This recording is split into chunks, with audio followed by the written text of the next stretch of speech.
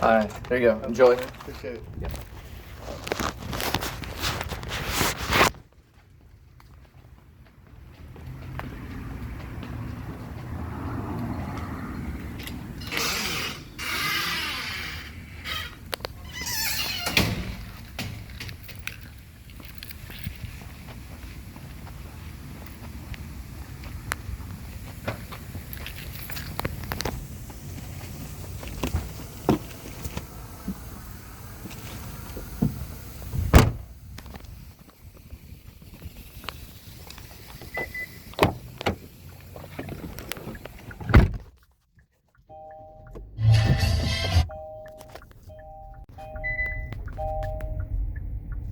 Okay, so all you Dallas Knights out there, man, Deep Ellum trying to find parking. Golly, man, those parking attendants are crazy.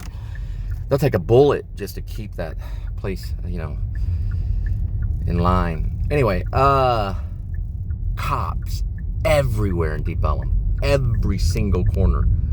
There was a news report tonight, actually, that there's a heavy police force, or a heavy influence of police.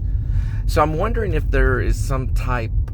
I know the fire department can try to predict fires, but I'm wondering if the police department tries to predict crime, in certain areas or something. Because I was watching this news channel, and they said that there was a heavy police presence in this one area. Deep Ellum is really crazy. There's like 20 cop cars all alongside this one area. I don't know what's going on. But I haven't really been keeping up with a lot of the news. I've been listening to little NPR. I know that there was a horrible tragedy that happened in El Paso, and then there was one in Ohio, and then there was something that happened in Philadelphia. So I'm assuming that there's 3 major crimes that have exploded, which is interesting because those are 3 major crimes that happened nearly back to back, because the El Paso event happened nearly back to back with the Ohio event. And then this Philadelphia thing, which I don't know, I haven't really looked into the Philadelphia event, but supposedly there was some police officer, or 5 or 6 police officer, I don't know, I have to look to find out. There was some injuries that happened, I don't know. But anyway, it seems like that they have launched out a heavy presence of police force in like all directions of like the big cities and stuff right now. So I think they're expecting something to happen. So it's pretty weird. I mean, what's going on this summer? This was a pretty crazy summer of 2019, the summer.